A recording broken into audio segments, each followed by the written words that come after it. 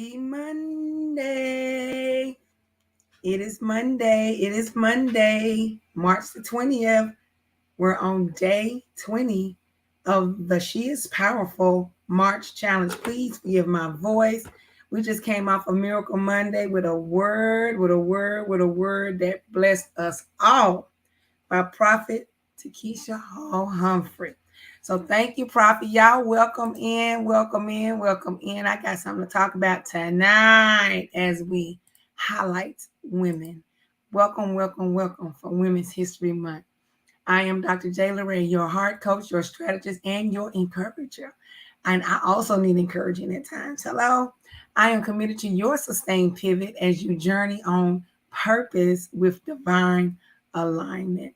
Thank you much to everyone that has joined on this journey, coming on the live, coming on the replay. Grace and peace, Ashley. Thank you for joining. I really appreciate you all's support. This has been a journey with so many things. So today you'll see the title is we are highlighting and honoring, and we're talking about women caregivers. So tonight I actually want to start with the quote. I want to start with an inspirational quote because it's fitting and it makes sense. Please let me know where you're tuning in from. For those that are on here, where are you tuning in from? Let me know. So welcome, and I really appreciate y'all. This is day 20 of the She is Powerful March Challenge. The quote that I want to start with is going to really set the foundation for this discussion as we celebrate Women's History Month, because we're talking about women caregivers. And this quote is by Rosalind Carter, the former First Lady of the United States. And it says, I like to say that there are only 4 kinds of people in the world. Only 4 kinds of people in the world. Those who have been caregivers, those who are currently caregivers, those who will be caregivers, and those who will need caregivers. I want to say that again because that's setting the framework for our discussion. This is by Rosalind Carter. I like to say that there are only 4 kinds of people in the world.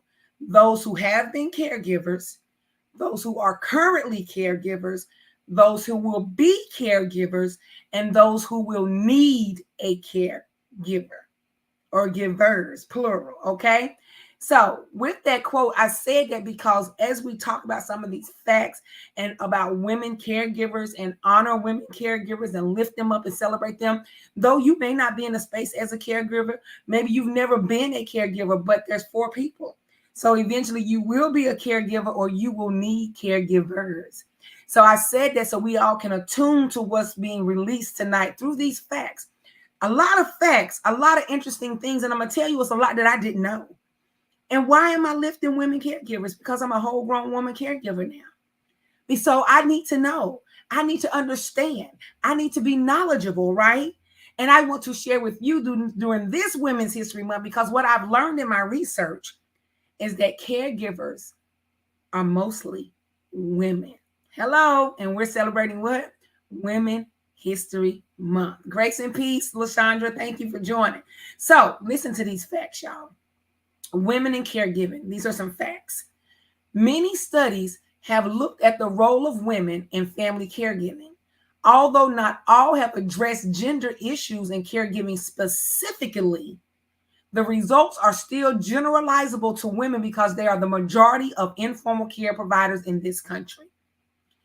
Women appear to be more concerned about the emotional well-being of the people they provide care for.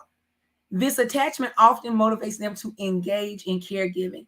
If you have been a caregiver or if you are a caregiver, put some hearts in the comments so we can lift you up, we can honor you.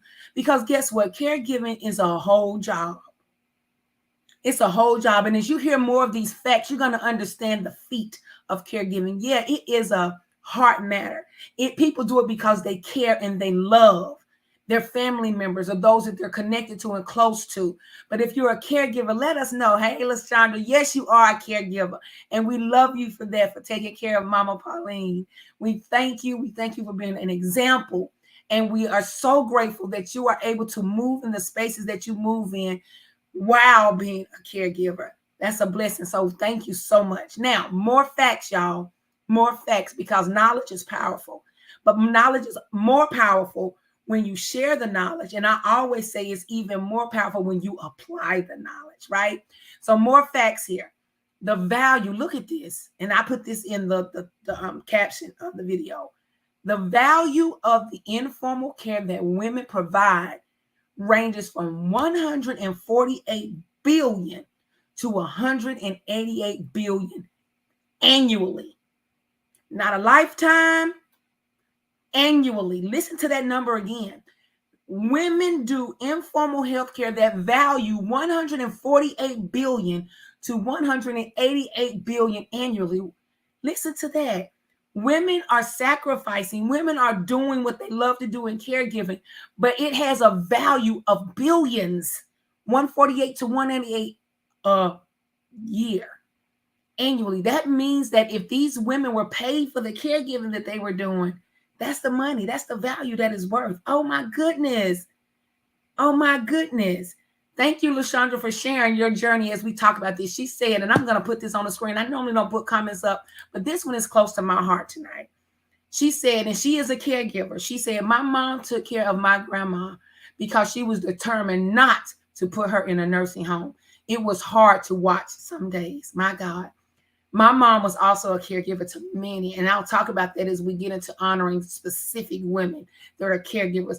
And we're going to lift you, LaShondra Warren Barnes, and your mother, right? She falls in one of those 4 categories. It said, if you have been, currently are, will, or will need. Thank you so much for sharing this. I'm so glad that you're here. The next fact, and thank you, Ashley, for being here to even hear this discussion. Somebody else is here too, but I'm not sure who it is. So let me know if you're here, because if you're a caregiver, I want to lift you up. I want to love on you. I want to celebrate you. I want to honor you, because women are out here doing so many things and caregiving. An estimated 66% of caregivers are female, y'all. An estimated 66%, that is out of 100% of caregivers, are female, are women. The average caregiver is 49 years old. A 49-year-old woman who works outside of the home and provides 20 hours per week of unpaid care. In this particular fact, is to their mother. Go back to that figure I shared with you, 148 to 188 billion. These are those 20 hours that's going in that are not paid to a loved one to care for them. My God. Although men also provide assistance, female caregivers may spend as much as 50% more time providing care than male caregivers. Estimates indicate that some 20% of all female workers in the United States are family caregivers. Those statistics clearly lay out the story for us, right? We see that women are beasts. Women are doing all things, and we know that's through Christ, but still caregiving is a whole nother category of work and loving on someone.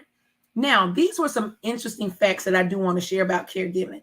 These are conflicting demands that women who are caregivers have to actually deal with. I'm sure they don't give them all, but these were very, very interesting to me. It says 33% of working women decreased work hours. So that means a working woman, once becoming a caregiver, had to decrease their work hours, 33% of them. 29% passed up on a job promotion, training, or an assignment. So a working woman had to pass up on elevation, promotion, job training, or an assignment. 29% passed that up because they were a caregiver. 22% took a leave of absence. My mom was one of those. My mama would take a FMLA in a minute to take care of her loved ones. Okay. I seen it growing up with my own eyes. So 22% of women will take a leave of absence from their job to be a caregiver. 20% switched from full-time to part-time employment. You got women out here going from full-time to part-time employment because they're a caregiver. 16% quit their job, period. Boom. I can't do them both. I got to do this. I'm quitting my job. 16%. And that's a blessing to be able to quit your job to be a caregiver. Grace and peace, Dr. Fields. Grace and peace. Thank you for joining us. And the last one for the conflicting demands, 13% retire early from being a caregiver. Grace and peace, Minister Doja. Thank you for joining. 13% retire early, y'all, because they are being a caregiver. Grace and peace, Chief Apostle. Thank you for joining. I missed your name. I'm over here giving these facts, and y'all, I tell you, I learned a lot when I was doing this research today. So now I want to go more into some economical facts about women caregivers. It says the negative impact on a caregiver's retirement fund is approximately $40,000 more for women than it is for men. And we just looked at some of those other facts to understand why that is. Because women make some hard decisions about being a caregiver that affects their bottom line economics. Grace and peace, Bishop. Thank you for coming in. Bishop Dr. KK Millen is in the house. Hello, we're talking about being a caregiver. All right. Women caregivers reduce paid work hours for middle-aged women by 41%. And we saw that the number of 49, average age of a woman that's being a caregiver is 49 years old. This fact correlates to that as well. In total, the cost impact of caregiving on the individual female caregiver in terms of lost wages and Social Security benefits equals $324,000. $324,000 equates to lost wages and Social Security benefits of women who are being caregivers. These are facts about women. Why do we celebrate Women's History Month? Because we got women doing these numbers. We got women giving up things to be caregivers. Now, this is a whole nother piece of this. Let's look at caregivers. We looked at women caregivers as a whole, right? Now we're talking about women caregivers that fall into the minority and low income category of being a caregiver. Guess what? You got a whole nother gamut. You got a whole nother game there. You got a whole nother set of challenges. You got a whole lot of disparities. Think about our families. Think about our communities. Think about those that in our communities that were minority and low income that were caregivers. Listen to this. Minority and low-income caregivers may face additional challenges. The poverty rate for single African-American women over the age of 65 is 30.7%. For single Hispanic women, it is 40.8%. For these caregivers, accessing paid sources of care may be particularly difficult. Let me tell you something. I'm a witness to that right now. It is difficult. In fact, lower income caregivers are half as likely as higher income caregivers to have paid home health care or assistance available to provide support for and relief from their caregiving functions. So not only are we talking about women caregivers now, we're talking about women caregivers in the underrepresented population that are minority and socioeconomic low income. Their feat is even harder. And we know that we have so many in our communities that are caregivers. That's just what has been generation after generation after generation. But when you look at this and you look at the socioeconomic status of these people that are caregivers, those that are higher income don't have the same issues of those, for real. Because when you're higher income, when they say private care, you got to get an RN, LPN. Y'all, I'm telling you what I know. I just finished doing research for private care. For a CNA, you're looking at $30 to $33 per hour that you got to pay out of pocket. Because most often insurance is not going to pay for that because they're paying for the other services. So private care is very expensive. Now, so if you're in a higher economic bracket, that's not an issue for you, right? You can pay that per hour. Look at this though. That's just for a CNA. For LPN, you're looking at $70 an hour. So if your loved one needs skilled care, you're going up to $70 an hour. And if you need a whole registered nurse, a whole RN, you're looking at $80 an hour. So let's look at that. Do we see the disparity for lower economical minority families, communities, opposed to the higher? It's not level playing grounds. This is not equity. Hello. And you talk to your social workers, you talk to all the people. There are no resources of people trying to give you financial assistance. They just want to keep giving you list after list to call people and talk to and tell them the same thing. Do the same intake form for them to come back on the back end and tell you the same prices. Well, you're not helping me. You're honestly hurting me because you're taking time out of my day where I could be doing something else instead of calling these lists of people that you give me. Okay, I hope you're getting it.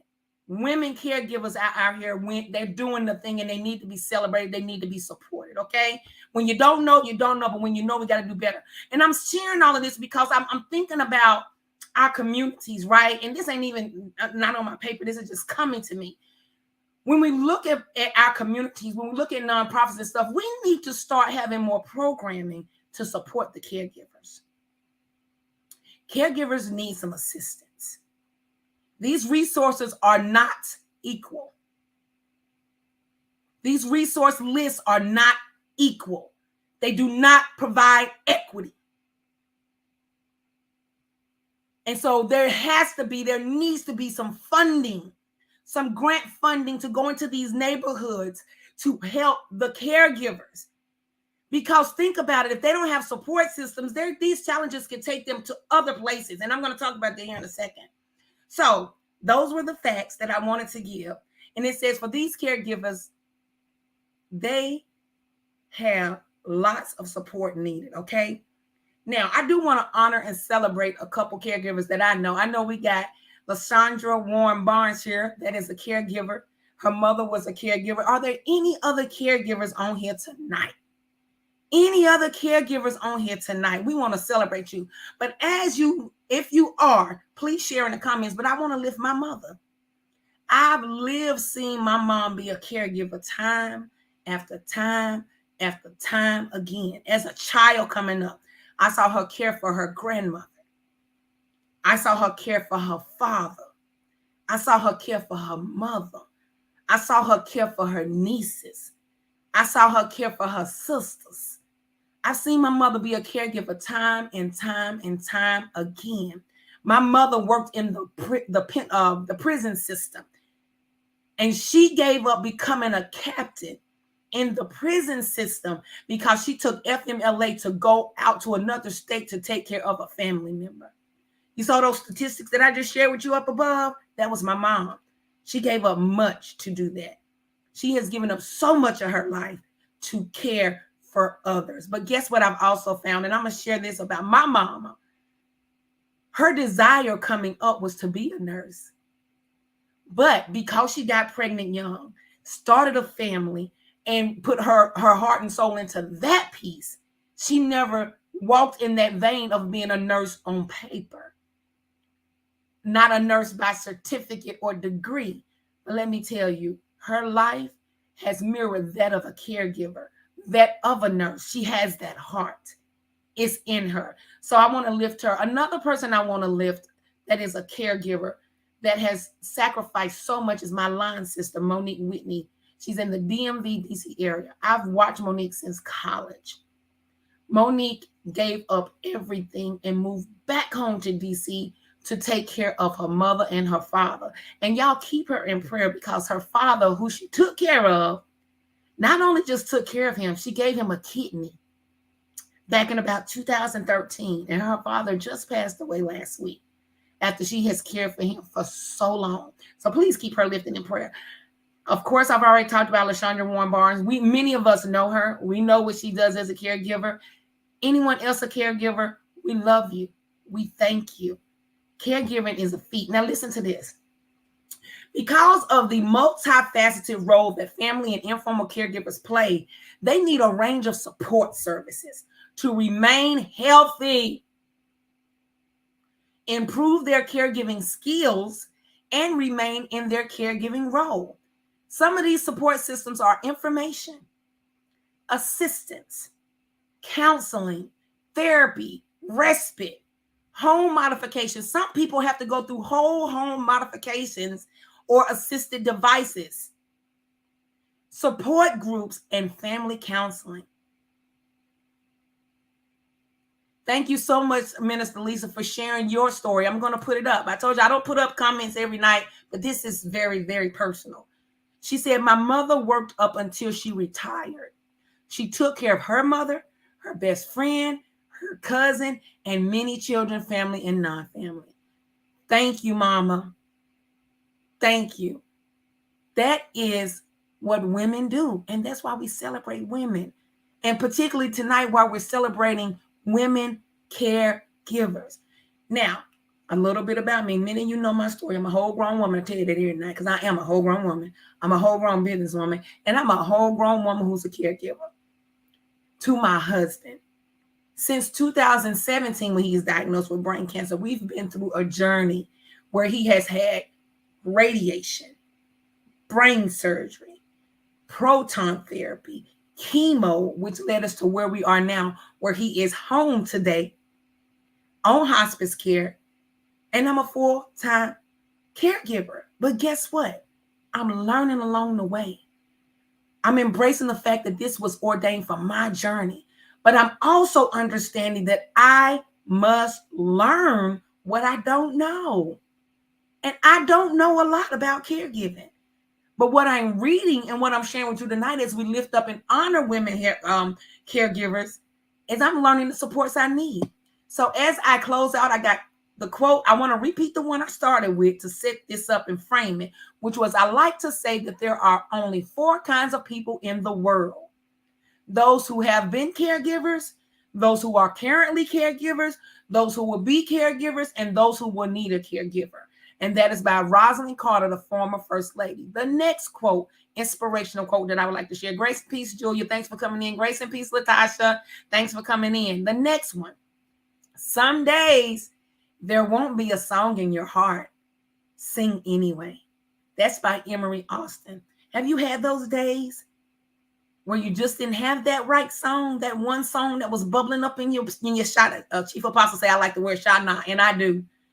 So have you had those days when that right song wasn't bubbling up in your shanana, right? Where you just didn't know which song to go to YouTube and listen to? Well, this quote says, sing anyway. So I will encourage you as you journey along, being a caregiver or not. If you don't find that one song, or that one song is not right there for you to go to inspire you, to motivate you, to encourage you, sing a song yourself. Open up your mouth and prophetically let one come out. Hello? Hum something, say something, and sing something. It says some days there won't be a song in your heart. Sing anyway. That is very, very good. Sing anyway. And the last quote tonight as we get ready to close. This one was good for me. It says, a good laugh and a long sleep are the 2 best cures for anything. And that's an Irish proverb. A good laugh and a long sleep are the 2 best cures for anything. So if you know someone caregiving, if you know someone that's going through anything, listen, be intentional to give them a good laugh and encourage them to get good rest and a good sleep. Because this proverb says a good laugh and a long sleep are the 2 best cures for anything. Would you agree with that? Can you go back to a moment or a space where it just wasn't doing it for you, right? You just wasn't in the right space, but someone came along and they made you have that belly laugh, right? They made that laugh from the inside just come out and you felt better afterwards. A good laugh. So laugh. And if you can make somebody laugh, make somebody laugh. Sometimes some of the silliest things at the right time is just what's needed. And I encourage everyone to rest and encourage others to rest and take good self-care of oneself. So with that, as we're on this journey, and I will ask each of you on the journey, if you can make me laugh as I take on this whole nother level of a journey. I look forward to laughing. Make me laugh. Give me a good belly laugh. If you got my number, text me a joke, text me a meme, text me a riddle, tag me in something that you know gonna make me laugh. Because it might just be that very moment that I need that laugh. So a good laugh and a long sleep are the two best cures for anything. Thank y'all so much for chatting up with me tonight as we honor women caregivers for day 20 of the She is Powerful March Challenge. I love y'all, and I will see you tomorrow.